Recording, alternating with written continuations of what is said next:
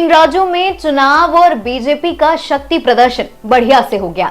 नतीजों के बाद देश के कुल 28 राज्यों और 2 केंद्र शासित प्रदेशों में अब 16 बीजेपी के हिस्से में है, मतलब बीजेपी की सरकार है। इनमें से 12 में से बीजेपपी अकेले दम पर सत्ता पर है। कांग्रेस महज 3 राज्यों तक सिमट गई है। मध्य प्रदेश की बात करें तो 230 में से 163 सीट पाना किसी सत्तारूढ़ दल के लिए किसी अचंभे से कम नहीं है, वो भी तब जहां 20 साल से भाजपा की सरकार रही हो। ये बात तो हो गई, लेकिन अब आगे की बात करते हैं। बीजेपी की दाव की बात करते हैं, जिसमें विधानसभा की आड़ में उसने लोकसभा को भी भेद लिया, यानी एक तीर से 2 निशाने। मध्य प्रदेश, राजस्थान, छत्तीसगढ़ में बीजेपी ने 2 बड़े दाव चले। मुख्यमंत्री का नाम प्रोजेक्ट करने के बजाय प्रधानमंत्री नरेंद्र मोदी के चेहरे पर चुनाव लड़ना और सांसदों को अपने असर वाली सीटों पर हार जीत के लिए जिम्मेदार बताना। 3 राज्यों में 4 केंद्रीय मंत्री समेत कुल 18 सांसदों को सीधे विधानसभा चुनाव में उतारना इसी रणनीति का हिस्सा था। वहीं इन राज्यों में पीएम मोदी ने 42 जिलों में अपनी रैलियां की, जिसमें 250 विधानसभा सीटें कवर हुई। यहां उनकी जीत का स्ट्राइक रेट 67% था। खास बात यह है कि इन इलाकों में बीजेपी ने 76 सीटें जीती हैं। इसी तरह अगर ये लोकसभा चुनाव होते तो बीजेपी के 61 सांसद में से 45 जीत जाते। अब 3 राज्यों को अलग अलग हिस्से में देखते हैं। सबसे पहले बात राजस्थान की करते हैं। यहाँ पीएम की रैलियों का प्रभाव 119 सीटों पर रहा। इनमें से 41 सीटें बीजेपी के पास पहले से ही थी। इस बार बीजेपी ने 74 सीटें जीती, जो पिछली बार से 33 सीटें ज्यादा हैं।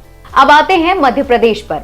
मध्य प्रदेश में जिन 93 विधानसभा सीटों पर पीएम मोदी ने रैली की या उनका प्रभाव रहा, उनमें से 46 सीटें बीजेपी के पास ऑलरेडी थीं। इस बार बीजेपी ने 70 सीटें जीत ली हैं, यानी मोदी की रैली की वजह से बीजेपी को मध्य प्रदेश में 24 नई सीटें मिली हैं।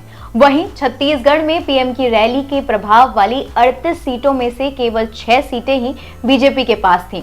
इस बार बीजेपी की सीट बढ़कर 25 हो गई हैं, यानी पुरानी सीटों को रिटर्न करने के साथ ही 19 और सीटें बीजेपी के खाते में जुड़ चुकी हैं। विधानसभा नतीजों के आधार पर सांसदों की जीत हार को परखने का एक फॉर्मूला भी इससे बन गया है। पहला फॉर्मूला है किसी लोकसभा क्षेत्र में मौजूदा आधी से ज्यादा विधानसभा सीट जिस पार्टी के पास है, उसे लोकसभा क्षेत्र में जीता हुआ मान लिया जाना चाहिए।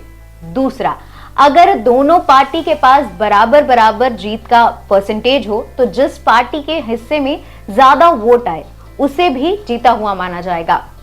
तीसरा, अगर विधानसभा सीटों में कोई तीसरी पार्टी या निर्दलीय भी जीत रहा हो तो जिस पार्टी को ज्यादा वोट मिले हैं उसे जीता हुआ माना जाएगा।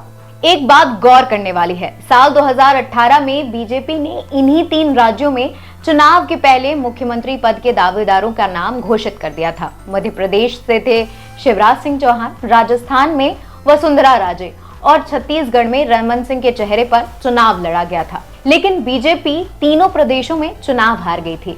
इस बार उनने अपनी स्ट्रैटेजी में बदलाव किया और किसी भी प्रदेश में पार्टी का कोई चेहरा नहीं बनाया गया। चुनाव प्रचार में पार्टी के नाम पर और मोदी की गारंटी के बूते पूरा चुनाव लड़ा गया और ये नीति बीजेपी के लिए काम कर गई। और भी ऐसी स्टोरीज के लिए जुड़े रहें एनबीटी ऑनलाइन के साथ।